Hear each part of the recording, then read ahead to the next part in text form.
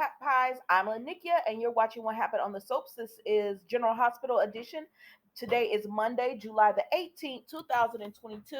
And on a scale of 1 to 10, y'all know how we do. I'm going to give this an 8. It was a solid episode. We start off with Esme and Spencer. So Esme and he tells her the thing that you want most is to know who you are. And so I'm not gonna hold y'all long on this. So I know who your mother is, and she was like, "What?" And he says, "Your mother's in Portugal." And she says, "Why does that make sense?" And she was like, "How did you find it?" And he said, "Uncle Victor, and the Cassadine money is long, and it gets done what needs to be done." And she said, "Okay," but she said, "But how do I know that that's my mother?" And so he pulls out the DNA test. He said, "I had a DNA test done for you. So we know for sure that it's your mother." So she looked at the results and she said, "It's a match, but it ain't got no name on it." He said, "Oh, yeah, I wanted to keep it confidential." And she was like, "You wanted to do that to so that you would be the only person to know or whatever." And she said, "Look what all the things that you've done for me. Look what you've done for me and all that." And he said, "Yeah, I did this, but I definitely didn't do it for you." And she was like, "What? If you didn't do it for me, who did you do it for?" And he said, "Trina." And she said, "Excuse me." And so he lets her know, for Trina's freedom, "I did this so that you can give up the deeds, give up the goods, make it sing, canary." And he said, "I did this so that you could tell us who Trina, set Trina free or whatever." And so she's like, What? What?"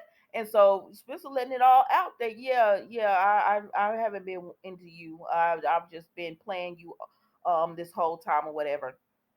And that's all with them, guys. We're gonna go ahead and keep it moving, because she says, what if your Uncle Victor knows?" And he was like, he gonna do whatever I tell him to do. Like, as far as he not, if I tell him no, we're not telling you, he's not telling you. So yeah, okay. All right, y'all, that was it with them. Let's move on. So then we see TJ and Brando, and I was like, okay, let's go. So then we see TJ and Brando, and they're talking about, Sasha. And I said, "Oh, who knew under all that medical stuff that TJ was in that gym working out like that?"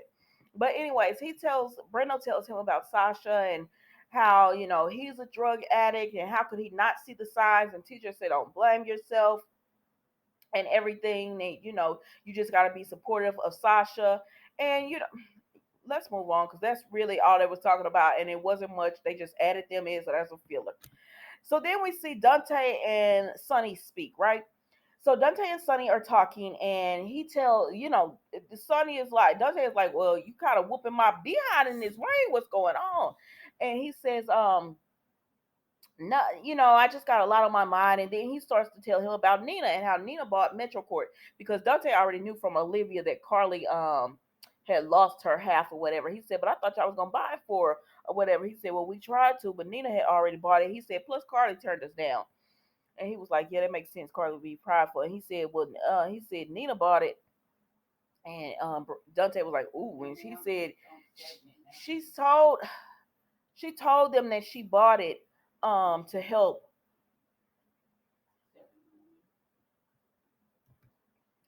But anyways, so Sonny just tells Dante everything that's going on, and Dante is just he's telling Sonny, like, that's hard on Carly. And he said, but Nina got mad at Sonny too. And he was like, "Well, why is Nina mad at you?"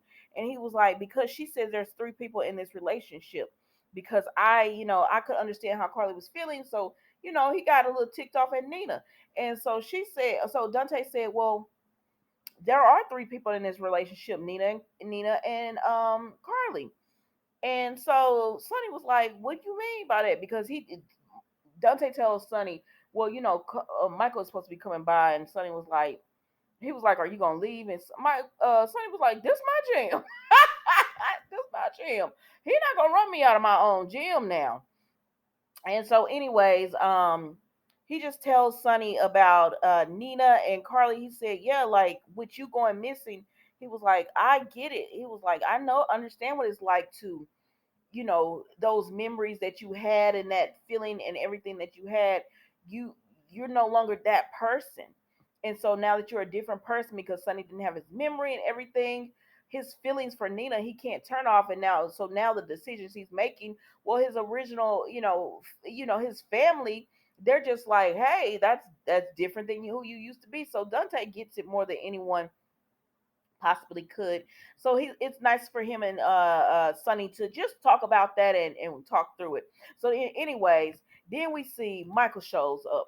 So when Michael shows up, he gonna tell Sonny, I want you to hear this from me before you hear it from anybody else. But um, Willow's pregnant, and I want you to have nothing to do with this grandchild. You won't see him. You won't do anything like that. And so Sonny is like, so you just want to completely ignore me and have nothing to do with me, wipe me out or whatever. And Michael was like, exactly. And and Dante is trying to be like, hey, like y'all don't do this. But Sonny said, well, I heard you had a few business loss or whatever. So then Michael and Sonny start, gabbing, and Dante trying to stop it. Next thing you know, here come Dex. And I said, well, where you come from? Here come Dex running down on Michael. And I said, well, you are playing this role going on, getting all up in your boss's face. But anyways, so then Sonny tells Dex, stand down or whatever. But Dex not standing down. He want to take a swing at Michael. And Michael said, oh, so this what we do now? We have our people come up on me or whatever. That's what we doing now. I said, well, if Dex really was working for Sonny, I mean, Michael, you were in Sonny's gym talking crap to Sonny, and what you think was gonna happen? Even though that's Sonny's child, he doesn't want to be a Corinthos or whatever. Well, he doesn't want the name as Sonny carries it. He wants to make it brand new. Oh, it's just so stupid. It's just a stupid storyline. But let's talk about it. So then Dex all up in Michael's face, and Brando come through, and Brando like, back up, Dex, or you gonna have to deal with me. And I said, this is too much. It's too much, child. So then all them going off on each other and everything. So then Brando and Sonny started talking, and Brando said, "Ah man, I was hoping things would got better with you and Michael." And Sonny said, "Listen, I love you like a brother, but don't even worry about this." He said, "Because you know what it is. It's time for me to take matters into my own hand, do what I got to do." And I said, "Well, what that means, Sonny? Because if you finna start a war with Michael, I'm here for that." I think this is a stupid storyline, but I would like to see them two battle it out to see how this turns out or whatever. And so Brenda was like, "What does that mean?" And so he said, "Don't worry about it. You need to just focus on worrying, taking care of your wife and your family and everything." And so then Dante and Michael talked, and Dante said, "Man, dude, come on now." He said, "Well, I wanted to tell my brother that I had a baby. It's not how I wanted to tell." He said, "Nah, you wanted your daddy to know that you was having a baby." Or whatever, and you could sit here all day long and act like you didn't want, you were just doing that to hurt him or whatever. But a part of you still loves him and you want him to know. And Michael is just like, no, no, no, I don't feel that way. Yes, you do. Or you, why? There was no need for you to tell Sonny anything. To be quite honest with you, you didn't have to tell Sonny anything, but you ran up in this man's gym to tell him this. You could have told Dante separately. He could have told Dante separately. But anyways, who cares? Let's move on. I mean, y'all care. I just don't care. Let's move on. So then we see Nina and Lisa. No, they're talking right. Because Nina was visiting Nathan, and then she gets a call from Olivia, and Olivia, but done went and for, conveniently forgot to tell Nina about a staffing meeting. No, about a staffing meeting that she's having right now, going on. I'm gonna give it to you later. That she has going on right now, and so it's in an hour or whatever. And so Nina was like, "Well, thanks for the heads up, Olivia." So then Lila is just like, "Did I hear right? Are you owner of the Metro Court? You changing businesses?" She said, "No, I still have Crimson, but the Metro Court was a good buy and it's a good deal. It's a cash cow." And she said, "Plus." I try to buy it back for Carly. She didn't want it, so I'm gonna keep it because it makes money or whatever. And she said, "Did you do that for selfish reasons?" Reasons? And she said, "Yeah, I was trying to buy a little bit of redemption and all that." So then she tells her about how Sonny is playing both sides of it. Like he got all mad at her and everything about Carly, and she said, "Well, why don't you just, why don't you just give it up or whatever to, try to keep the peace?" And she said, "Because again, I want, it's something to have, and especially, for Wiley and when they're growing older and all that. And, I'm not gonna hold you long on that. So then we see that Willow is at the gravesite of her child, and she's telling him that she's pregnant again. Well, Nina and them roll up on her, and Nina was like, "Willow, did I hear correctly? You're pregnant?" And I said, "Nina, why are you in this?" Y'all know I like me some Nina, but I was like, "Why are you in this? All you had to do was keep it moving." And so, anyways, Willow does tell Lisa thank you so much for taking care of her when she fainted and everything. But she tells Nina it's none of your business or whatever, because Nina was like, "How did Wally take the news?" And she was like, "Nina, if this is how it's gonna be," and Nina said, "Yeah, this is exactly how it's gonna be. Is this how it's gonna be when I see you? This is exactly how it's gonna be." And then Willow gets a phone call and she has to leave. So then we see Willow and TJ talking, and he's telling her, Willow, acting like naively excited. Like, girl, if this had anything to do with your schooling, he would have told you that on the phone. He's taking you into an exam room and everything, and he tells her this is not an um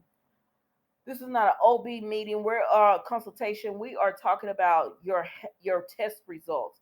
And I said, well, it's about to start coming to the forefront.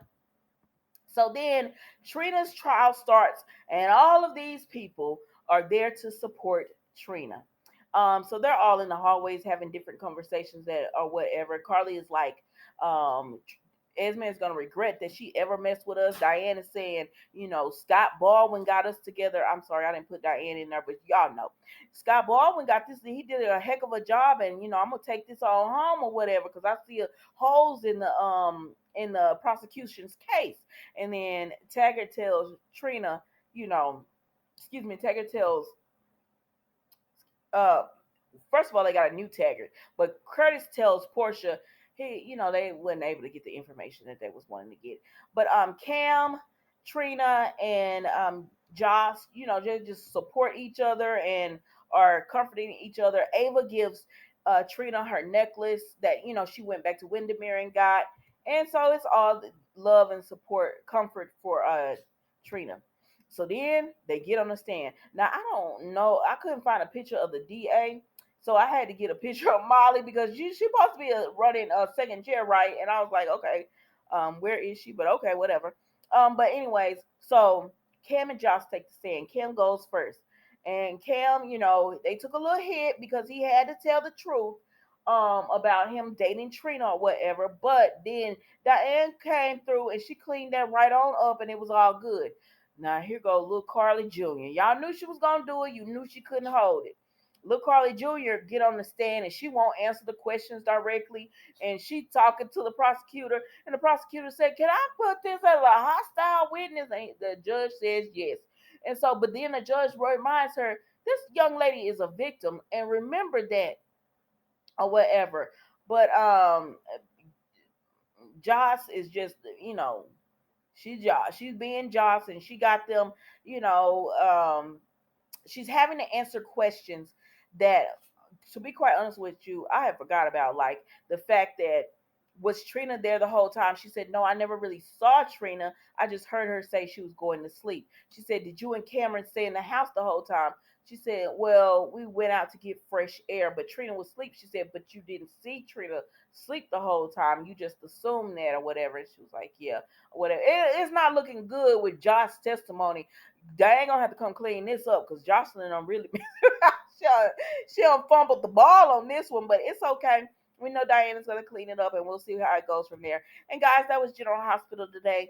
Don't forget to like, comment, and subscribe to the channel, and I will see you tomorrow for a new episode. Bye.